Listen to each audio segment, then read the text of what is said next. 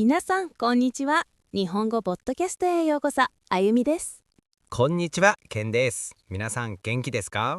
さてケンさん、今日もエピソード003のテーマは東京の観光名所ですね。はい、そうです。東京は本当に広いですから、紹介したい場所がたくさんありますね。そうですね。まずは東京といえばどこを思い浮かべますか？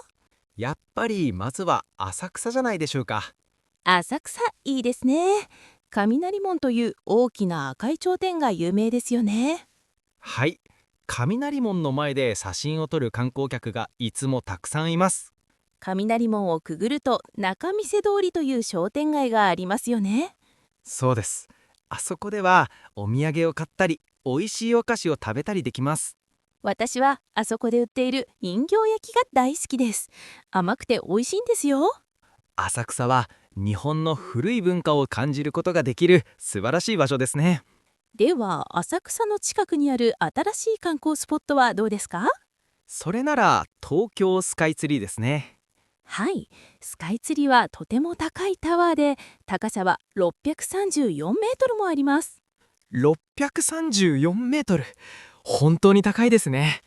あゆみさんは登ったことがありますか？はい、一度だけ行きました。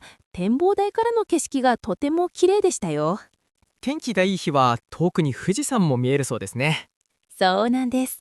古い浅草と新しいスカイツリー、両方行くのがおすすめです。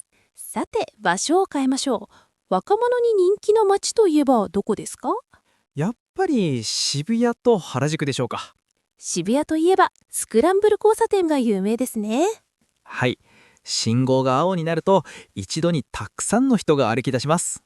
初めて見た外国の方はみんなびっくりしますよね。ぶつからないのがすごいって。確かに。あと渋谷駅の前にはハチ公の像もあります。待ち合わせ場所として人気ですよね。僕もよくそこで友達を待ちます。渋谷から少し歩くと原宿に行けますね。原宿はどうですか？原宿はファッションの街ですね。竹下通りはいつも賑やかです。クレープを食べている人をよく見かけます。可愛い服のお店も多いです。でも原宿のすぐ隣には静かな場所もありますよ。明治神宮のことですね。はい、明治神宮は森の中に神社があってとても空気がきれいです。都会の真ん中なのにとても静かでリラックスできますよね。賑やかな竹下通りと静かな明治神宮へ、このギャップが面白いです。他にも秋葉原や新宿などまだまだ紹介したい場所はありますが、時間が足りませんね。今日は代表的な場所をいくつか紹介しました。皆さんは東京のどこに行ってみたいですか？ぜひコメントで教えてください。おすすめのレストランなども知りたいですね。そうですね。では今日のエピソードはここまでです。聞いてくれてありがとうございました。また次回お会いしましょう。さようなら。